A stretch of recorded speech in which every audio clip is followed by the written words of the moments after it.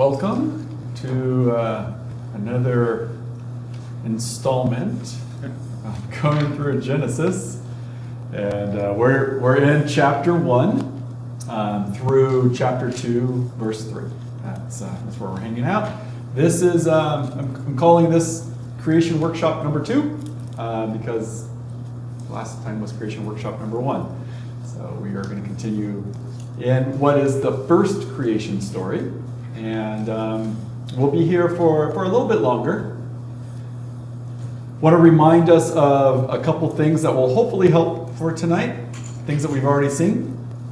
We're trying to counter this lullaby effect, right? We're trying to read things fresh and new, not something that's necessarily easy for us to do. It takes a lot of work to read something as if we haven't done it before. The first bullet, right?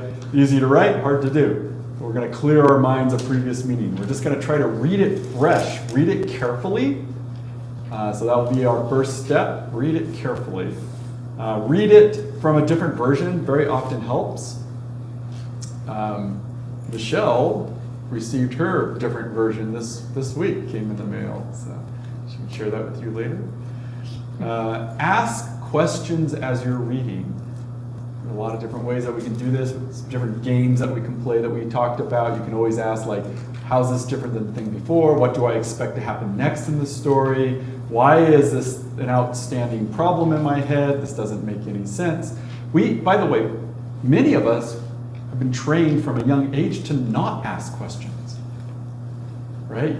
If you ask questions, wow, you're questioning your faith. These have already been answered. We already told you the answers. Why are you asking questions?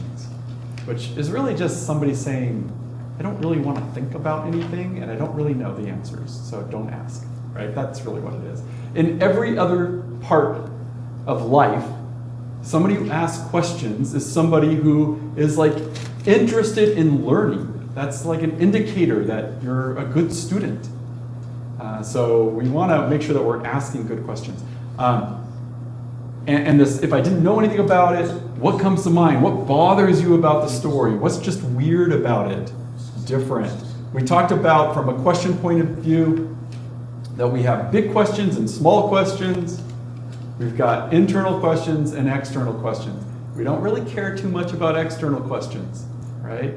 So the author of whatever we're reading has assumed certain things to be true. Miracles are true. Like, asking questions about whether miracles are true or not just isn't a very important question. It doesn't make any sense. Asking questions about some internal weird thing that happens, that's a good question. And we've seen, I think, several good internal questions so far. And then these are some of the games that we talked about that you can play in your head. Which are these not like the others? You could also ask, what are these are the same? What happens next? Where have we heard these words before? Maybe not yet, though Michelle played it right away last week, remembering something that's going to come later. But as we start getting further into Genesis, where have we heard these words before is going to show up all over the place. And they're really important. Where did you hear those words before? Where was the first time that this thing happened? We can come back to those stories and cast of characters. Okay, Genesis 1 through 2 and 3 is where we are. That reading carefully, we played that game with just the first 2 verses. What were some of the things that we noticed just in the first 2 verses when we played the game?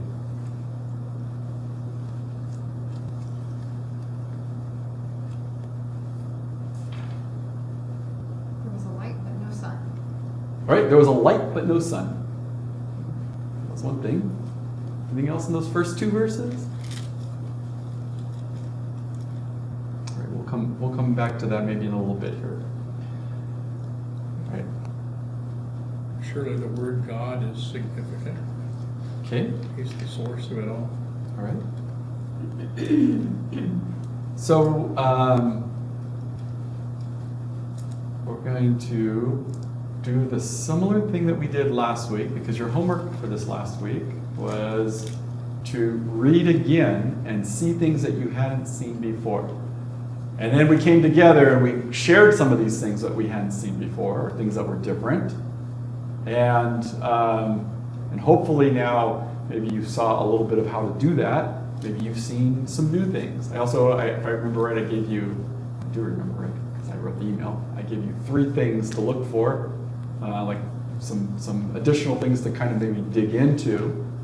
But one of the ways that we learn is we learn by working with other people and talking things through and seeing what they learned and discovering, not just me talking, but you talking with one another is one of the ways that we will end up learning and doing that. Oh, and when I put up the Genesis 1, 2 through 3, now I remember I was going to do something and didn't do it yet. We're going to try it right now. Bum, bum, bum. So that's our scope, right? Yep, yeah, that was the other thing is like, We went way beyond it last time. the scope was, 1 and 2, verses 1 and 2 was the scope that I think you all thought maybe we were doing. But it's all the way through chapter 2, verse 3. So that first creation story is the scope in which we're going to be discussing and sharing and whatnot. Before we do that, T-Bone was kind enough to send an MP3 of the first few verses of Genesis chapter 1 being read in Hebrew. And, I think it would be really great for us to listen to it. It's hard in English to hear certain things. It's going to be hard for you to hear it when I'm playing it on my own laptop instead of for you all to hear it too. One moment.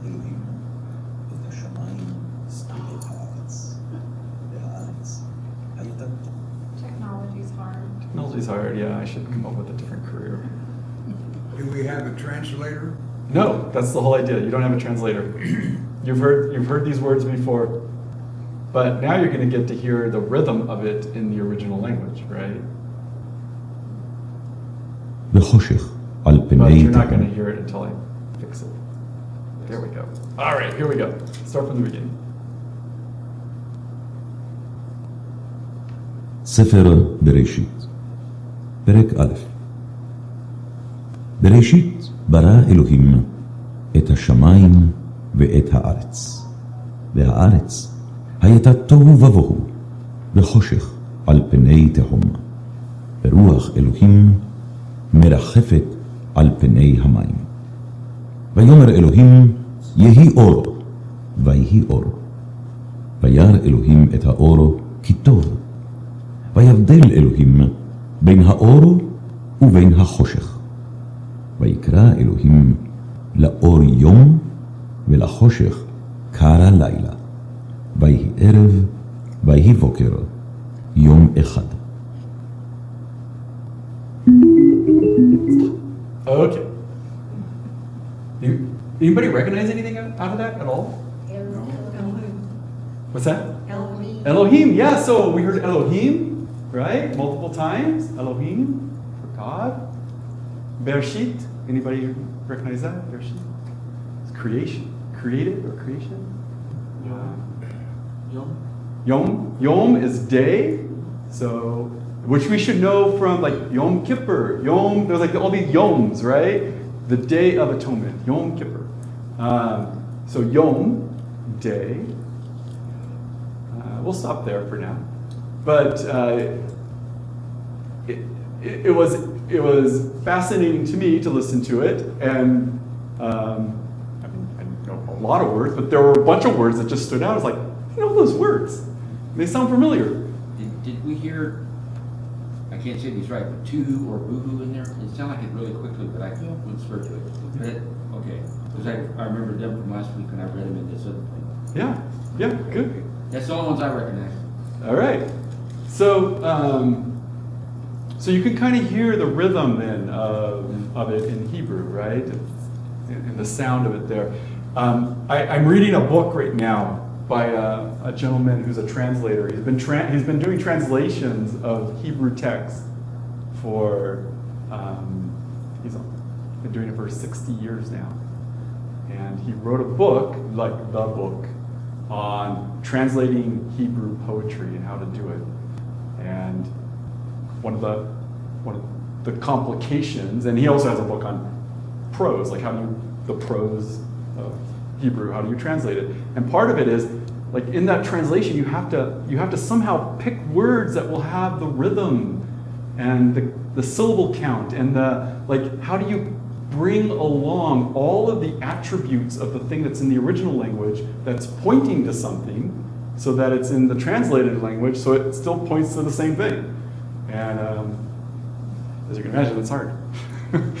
Okay, so what I'd like you to do then is, like we had groups last week, just spend a little bit of time with your new neighbor, or your neighbor that will be your neighbor as soon as you move, if you're not next to a neighbor yet, and discuss what new thing did you discover in that first creation account. What have you noticed different? We're not going to spend as much time as we did last time, but I want to spend a little bit of time to find out you talking to each other. Okay? Now is when it begins. Go!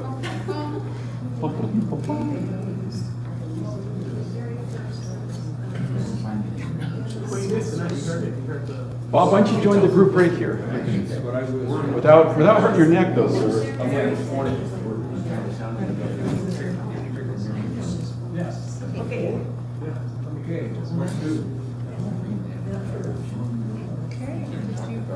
Did it find reading?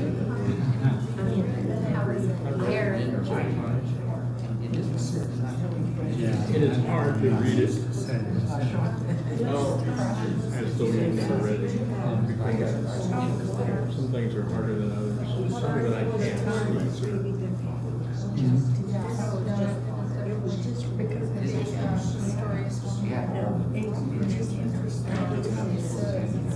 Wherever we start.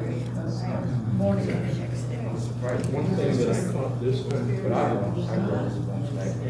I'm not sure it's a question, I think I know the answer, but in Genesis 6 and 27, God said, let us make man in our image. And one more, in the image of God created he, male and female.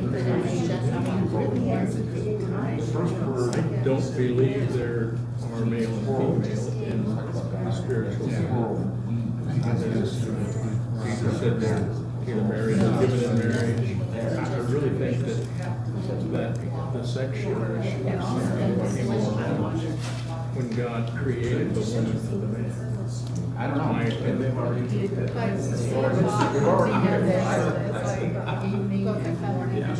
That's the problem. That's the problem. Is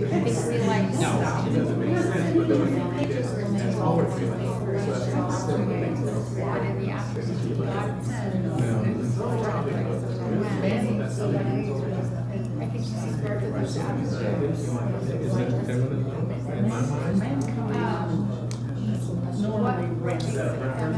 I think he makes them just image. I think it's interesting that we think of God as a male.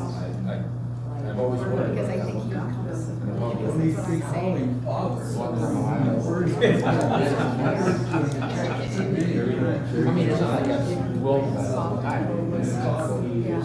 Just in that attribute aspect.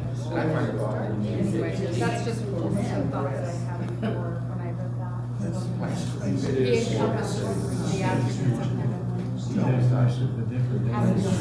Surely, yeah, because God is not there in the light. That's got all the sides of that come out and somewhere else. I didn't get your question. Well, the question really was if we're created in his image, and I was reading there, and after it says they created in their image, it then goes on to say male and female created he them. And my question was,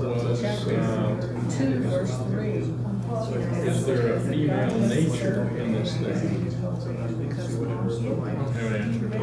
Well, to the human race, well, to all the, even the livestock, animals,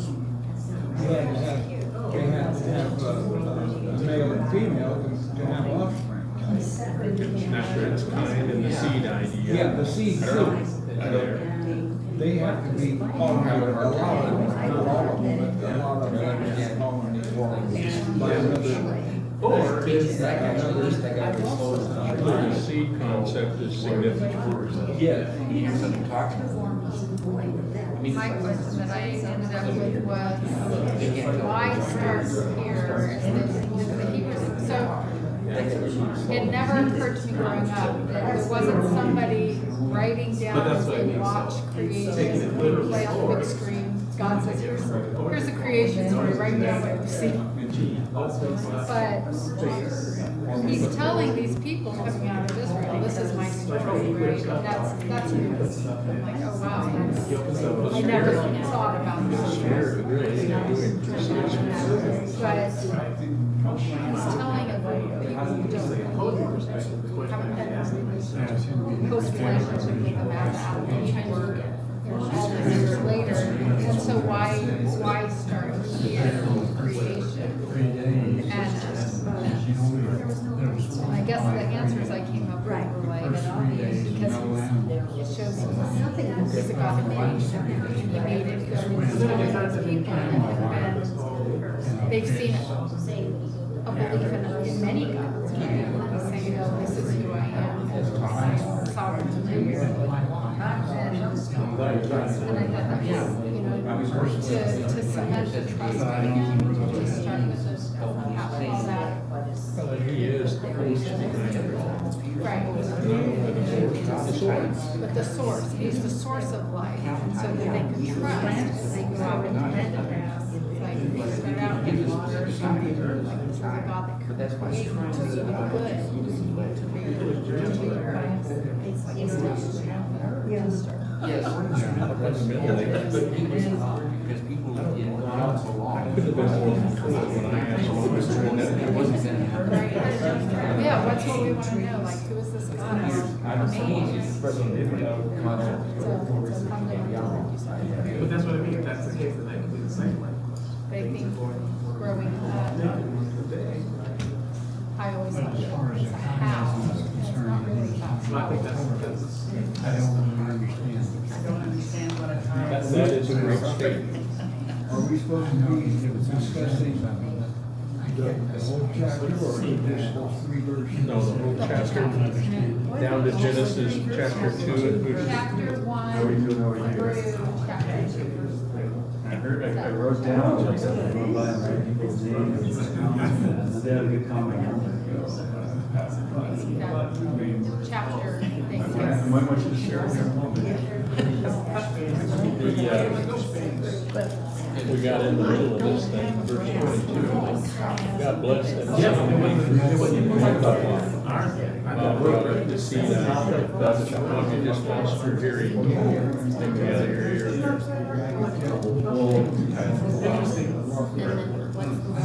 There's nobody on the mind anyway. One of the things we surely get out of this creation issue is its continuity. Where did he go? Why is embedded in all of that?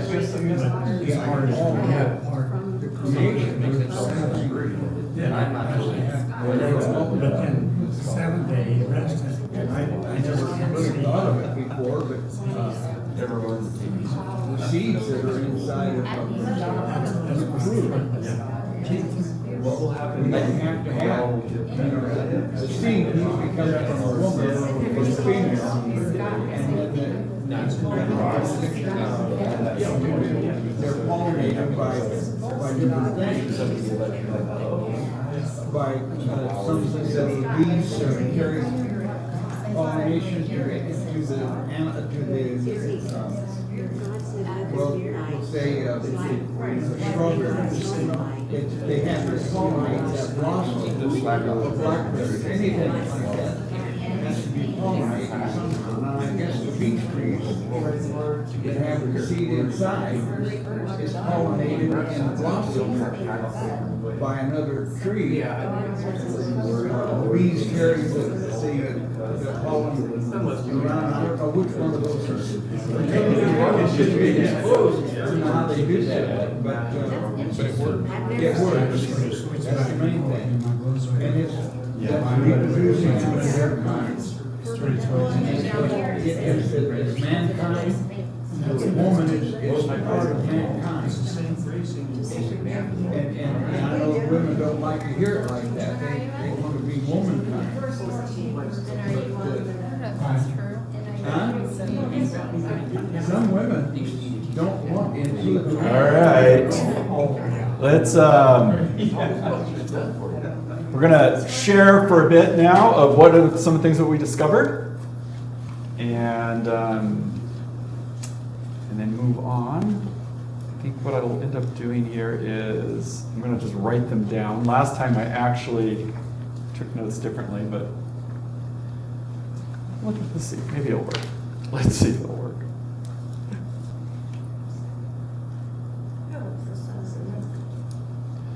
All right.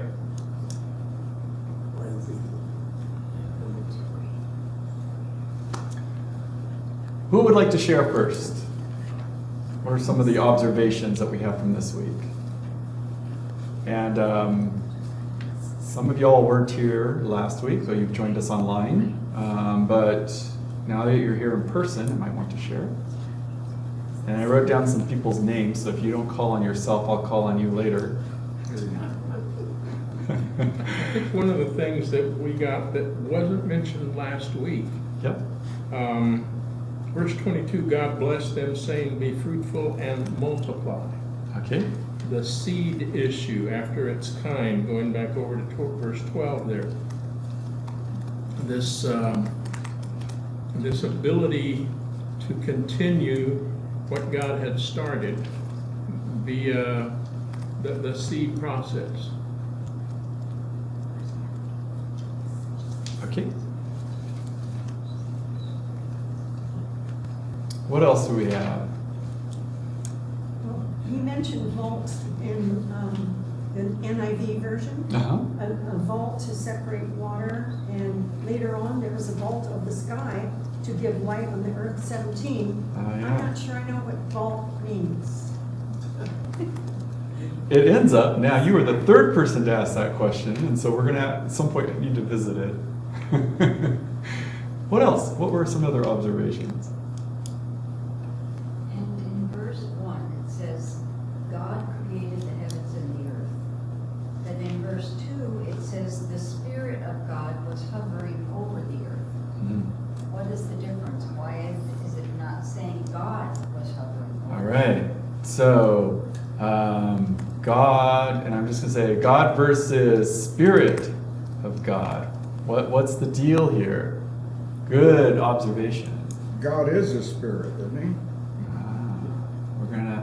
We're gonna eventually get to a theme that we will see, and the theme begins right away in this first creation account, the oneness of God.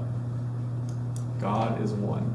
God is one in a way that nothing else that we ever experience is one. Nothing else that we experience is one. Okay, what else? With the Western mind analytical idea, we've begun to say that the Spirit is the movement aspect. It's the verb and God is the nouns, so to Yeah. speak. And I'm not sure how good that is, but It's horrible. I don't like it. We're going to try to get back to looking at, we'll experience the oneness of God a lot, as well as the Ruha, the spirit or the wind, and trying to understand a little bit more about that. Anything else that somebody noticed would like to share with us? I just had a question, Yeah. and it might be completely, If you have a question, somebody else has a question. So ask away. mine might be just,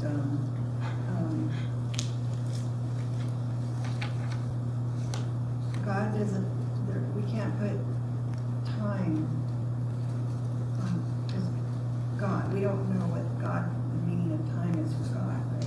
Oh yeah. So how do we know the time between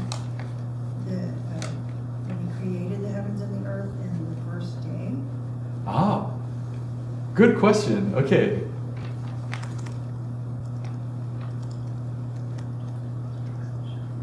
was the question? I couldn't hear it. Yeah, the question basically is there time between verse 2 and verse 3? Is that basically a way of saying it?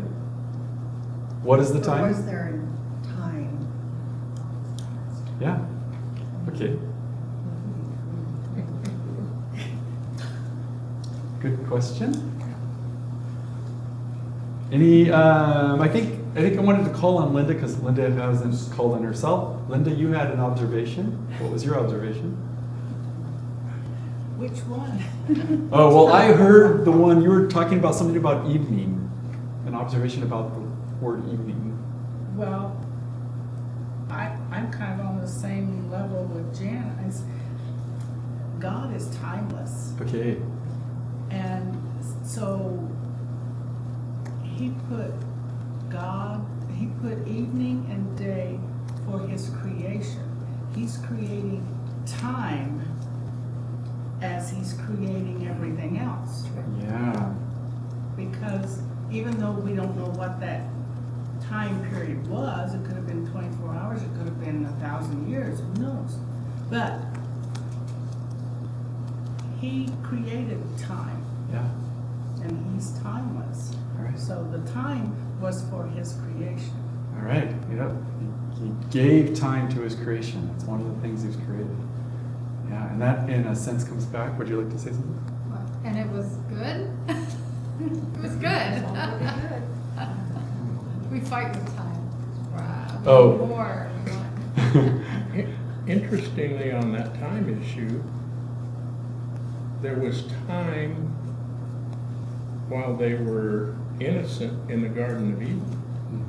The evening and morning and all that seems to have been put together. So there was time, and yet there wasn't time as you and I really began to measure it until really they become death-oriented. Until they begin to die and go back to the earth in that fashion, until that happens. Okay. The real timing issue is still, seems to me, up for grabs. Okay. All right. As long as they can eat of that tree. I think we'll talk a little more about time. We'll talk a lot more about time. I'm certain of it. Okay. We'll stop here for now. I think we got some more observations, and let's see if I can do this right, correctly. Okay. So, Michael? yes. Can I ask a question? Yes. Long before I saw this, when I was reading through the first 3 chapters of Genesis, I was looking at the fact, or looking at the scripture that God said, "Let there be light," and there was light. Yeah. No mention of sun at all, which I recognized. Yeah. And then a little further down, somehow he turned that light off to have night. Okay. Okay. Darkness. Darkness. Okay. All right.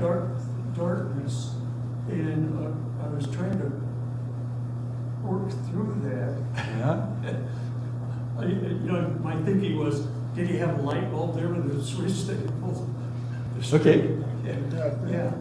So yeah. Because So it's quite a ways down before he creates the sun. yeah. So I think a lot of us associate light with the sources of light, but God has created light without a source that we would normally recognize as a source of light.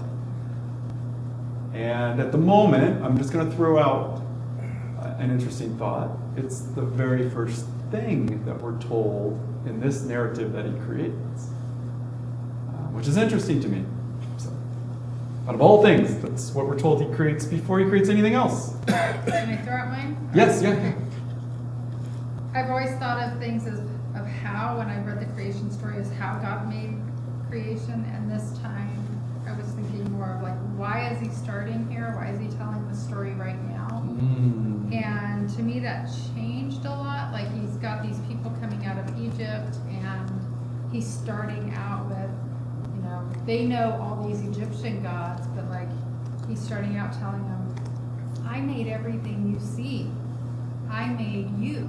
Like, he's giving them confidence, or maybe you're showing his sovereignty over their very existence. And Yeah. then maybe creating more trust as he brings them out. You know, I'm the God that controls everything, and then they see that in the plagues. Yes. To me, it's hard to separate this from why he's telling it now. Like, they seem to be hand in hand. Okay.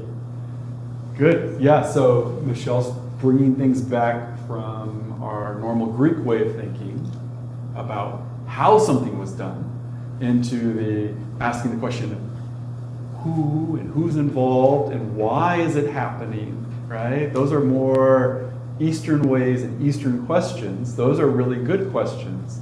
And we're gonna, Why does he have to create darkness? yeah, why does he, I mean, darkness, and I think we mentioned this last week, the light from the darkness. And darkness is a thing being created, not the absence of light.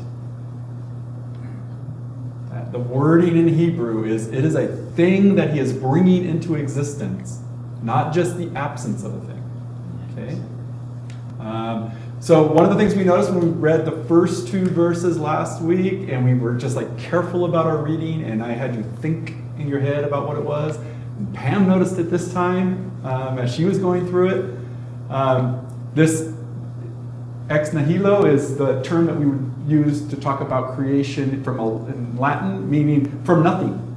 But what did we read?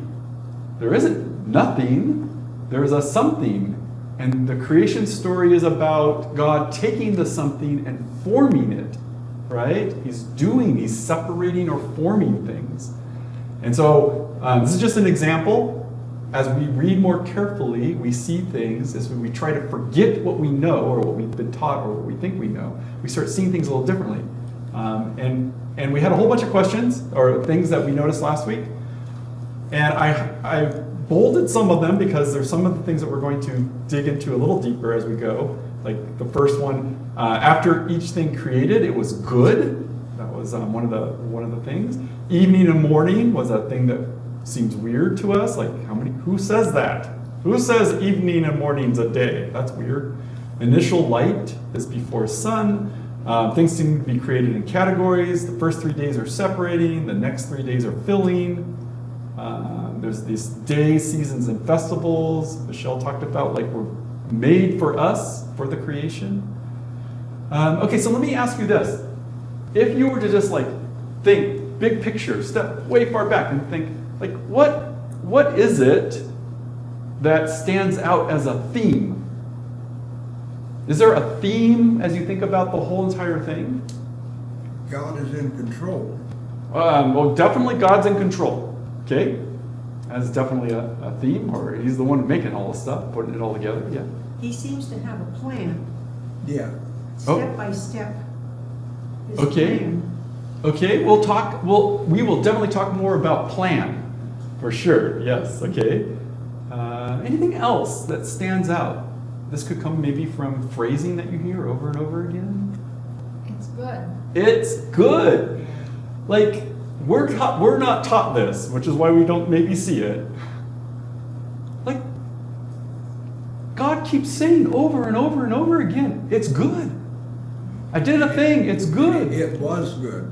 No. It is good. It is good. Yes.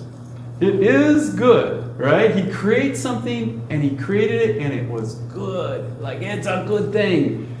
Now, let's think about planning just for a minute, a plan. Like if you were to sit down and plan something out and put it together, like your garden, maybe you're planning out your garden or a meal, or you're building something in your shop.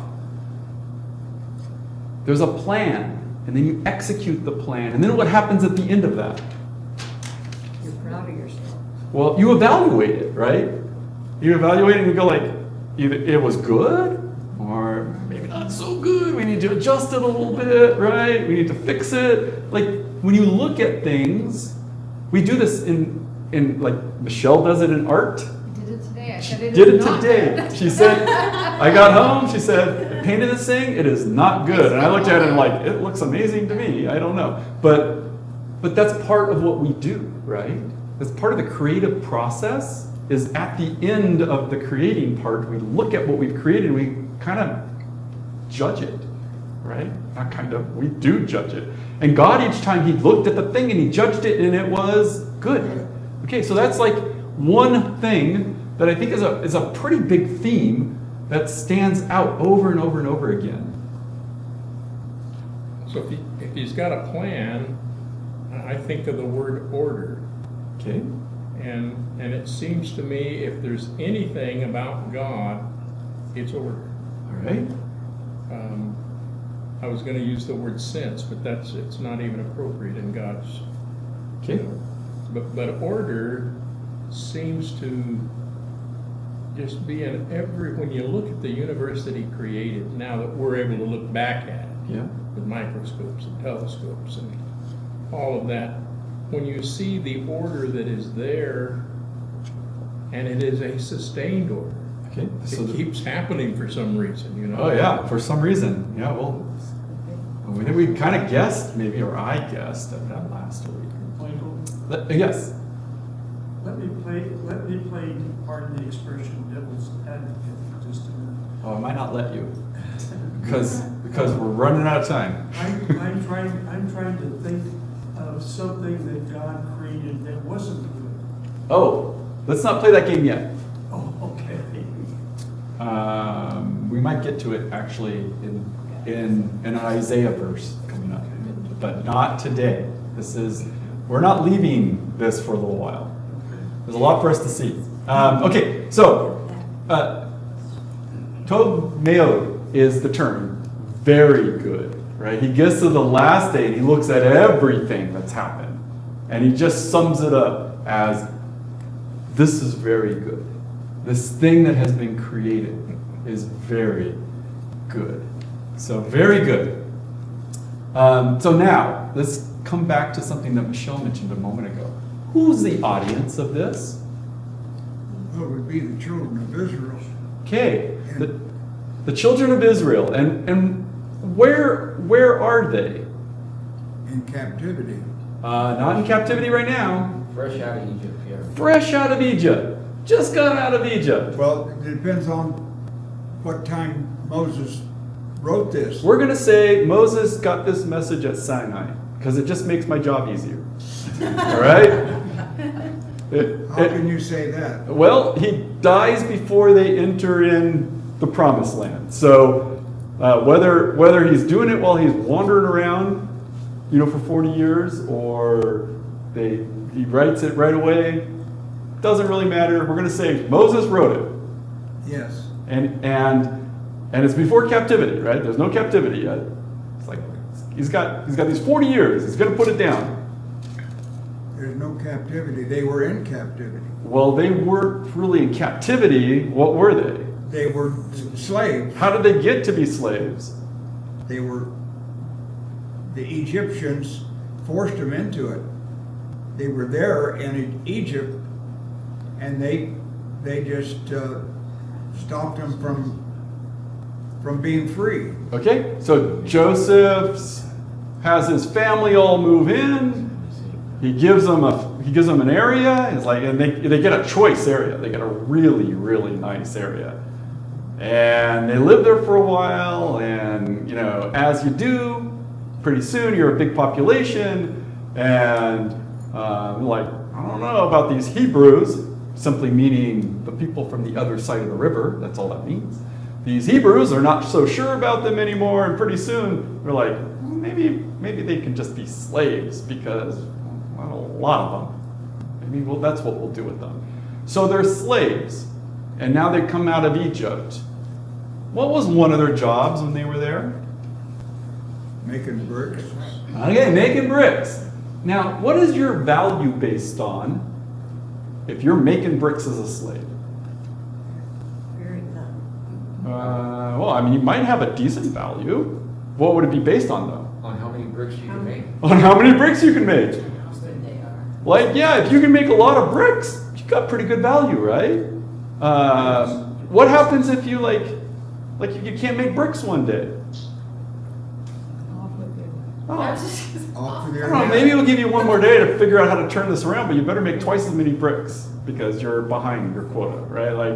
Like your whole value and your worth as a slave that makes bricks is how many bricks you make. And if you can't make any bricks, you don't have any value, right? You have zero value. What is the value that God is giving his creation?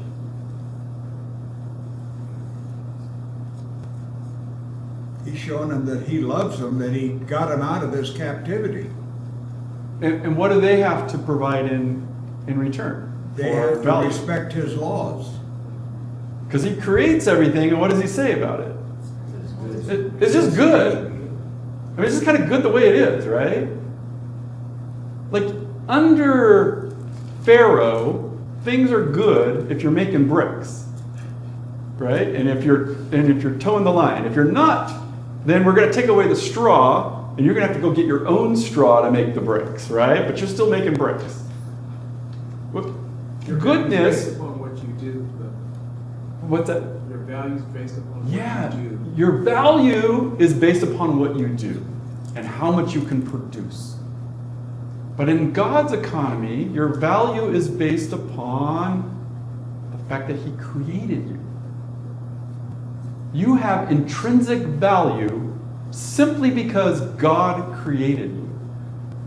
That's like day and night difference from where they're coming from. They are coming out of an economy in which your value is based upon what you can produce and what you can do. And now they're showing up in God's first story saying, things are just good because I created them to be good. That's why they're good. We're going to start off there. All right? So that's I think that's a thing that we're going to learn as our first thing. And Michael, it was created good, as I see it, but something can change where it could be bad. And I'm thinking, Nope, we can't go there because we haven't done the story yet. Yep, you can't jump ahead until we do the stories. Yep. So at the moment, things are good, right? Things are good. Okay, so let's talk just briefly about chiasms. This is not a great place to do chiasms. We've done chiasms before in our prophets class. This is not a great one because, for a lot of reasons, it's long for one. But the idea of a chiasm is you see a pattern, and then you see the pattern again. And either it's the same pattern, or the pattern is reversed, kind of folds on top of itself. And the center of the chiasm is always the treasure of the thing you're supposed to take away. It's a literary device that's used. And chiasms are everywhere. They're like, I think we started seeing that a little bit inside of the prophets class, but I didn't point out very many of them. They're just all over the place. And they're a very important literary device. So we kind of got a hint maybe to the chiasm last week. What's the deal with the first 3 days versus the second 3 days? Well, there was only just one thing in my mind that it probably didn't relate, but in addition to some things, only plant life was created during the first 3 days, and the animal kingdom was created along with man for the second 3 days. Okay. But again, I don't have a real good understanding. All right. But you're starting to think about that in those terms. Classifications on the different days. I think Michelle had noticed this. What was it that you had noticed, Michelle? I think the first days was separating things out, and that they corresponded, separated the water. Okay, and I'm going to just repeat what you said, and then I'm going to let you say some more. So the first 3 days, God separated. So the first 3 days are separating things.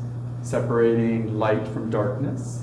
Separating Water from water and then water from water and water from land.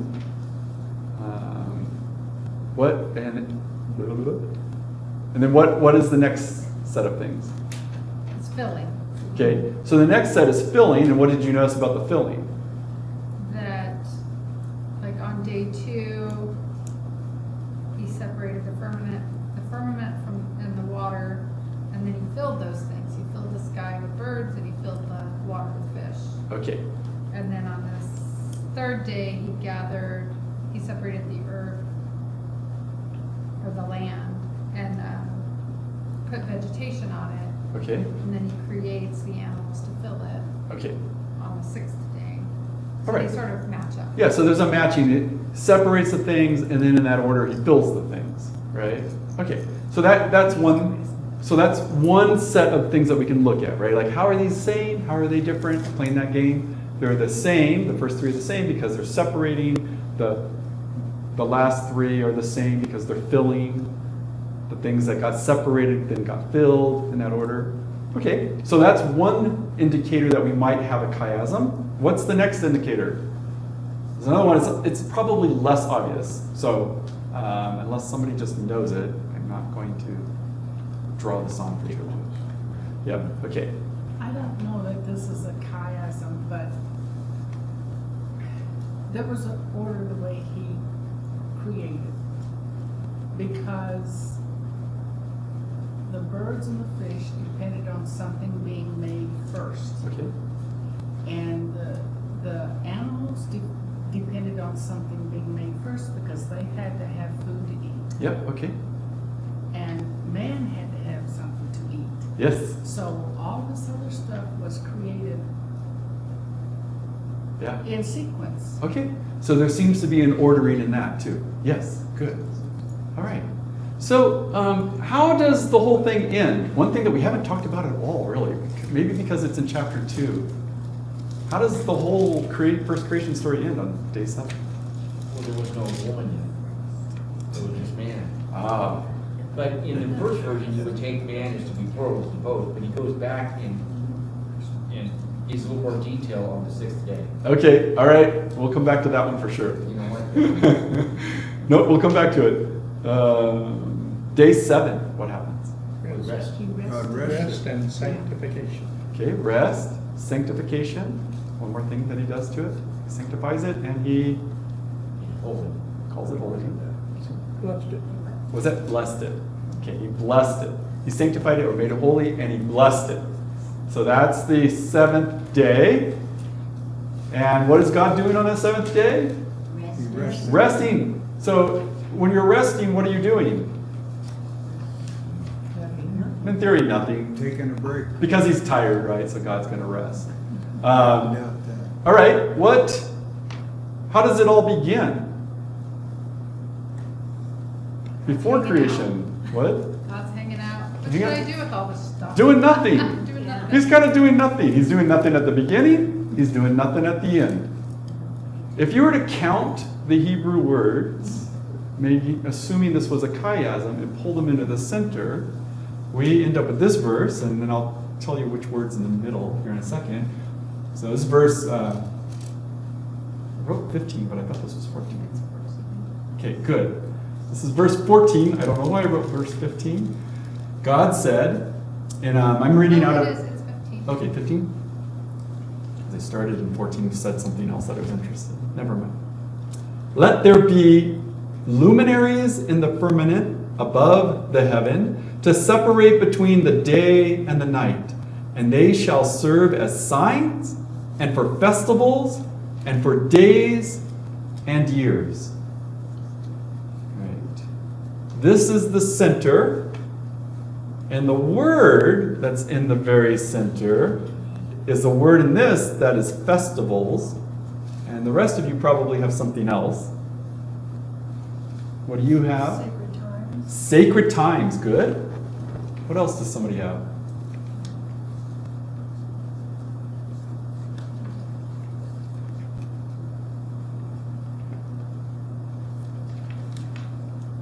I think I've read celebration.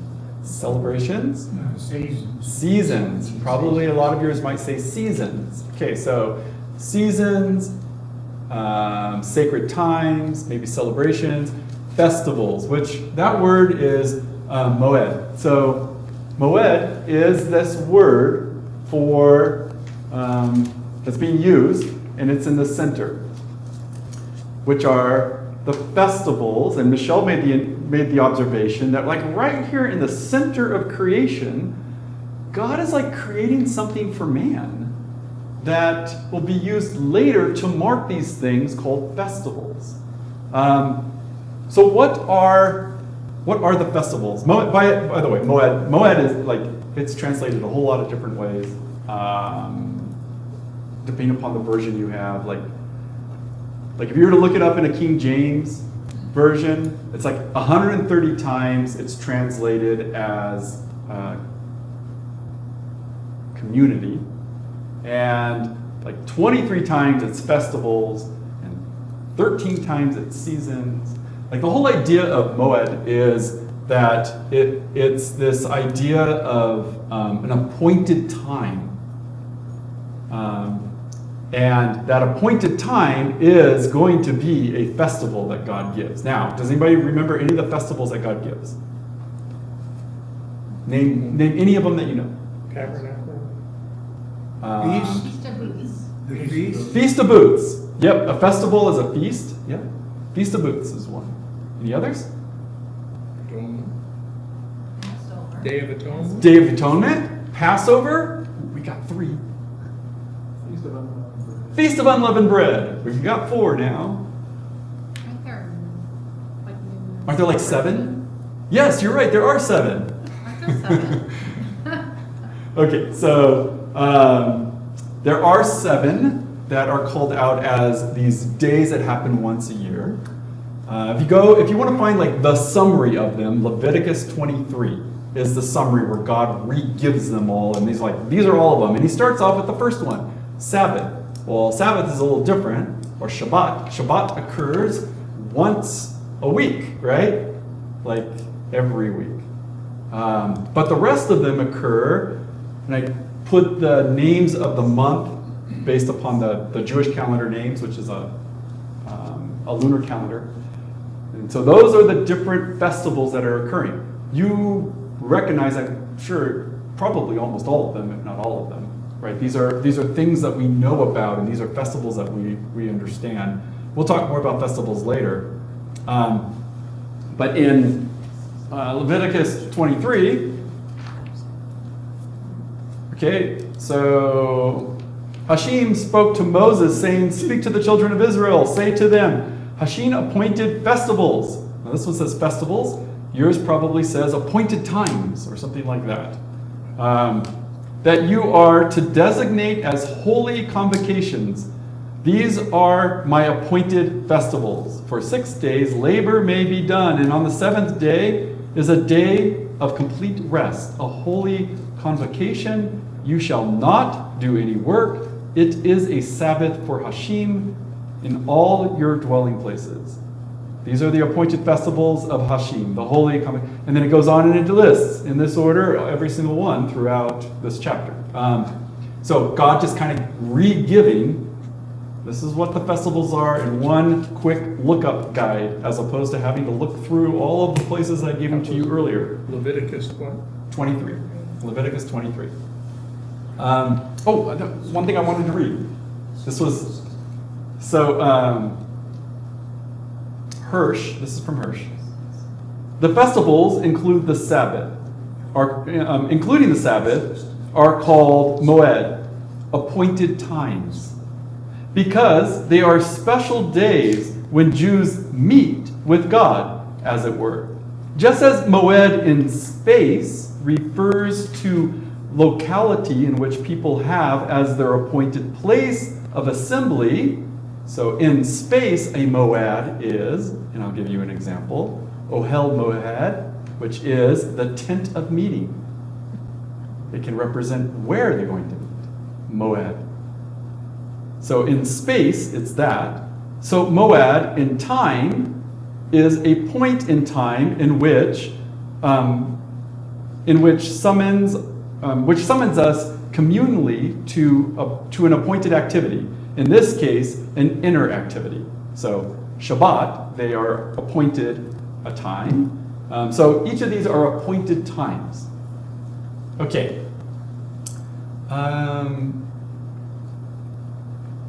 Cool. Okay. So let me ask.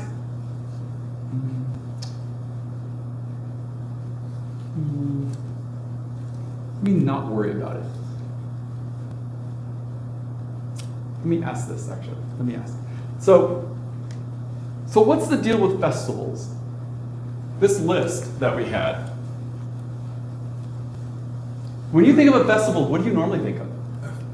Rejoicing and having a good time because God Yeah. created you and are taking care of you and all this. Right, yeah. They're like, it's like a party, right? Like it's rejoicing and a fun time. How many of you normally think of the festivals that the Jews celebrate as good times? Only a couple of them. Yep. Sometimes we only think of a couple. It ends up, all of them are a good time except for one. Like the Day of Atonement, Yom Kippur, is the only one that is a solemn, beat ourselves up day. The rest of the days are celebration days. They're parties. And if there weren't enough parties, there's one every week with Sabbath, Shabbat. And there's also, every new moon, there's another one. God, in festivals that he gives to his people, he's basically telling them, you need some party in your life. You've been building bricks for a long time. You don't need to be doing bricks all the time because your value is not based upon production. So you're going to have some parties also. And they're going to be important. And you're going to think about some things like me. Right? God's saying, there's some things you're going to have to think about during this. Things I've done for you. But, they're important for you to get out and party sometimes. Often, a lot. So we see that, okay? The center of this thing is Moed. One more thing I want to point out, in the same vein, the same theme, and we've talked about, several people have mentioned this now, evening and morning a day, right? There's evening and morning a day. So what is evening? Just to be before sundown or during sundown. It's the coming of the sundown, right? It's coming of night. What is morning? The coming of the sunrise. The coming of the sunrise. It's the time right before. There are actually really very specific guidelines, Jewish guidelines of when these things occur.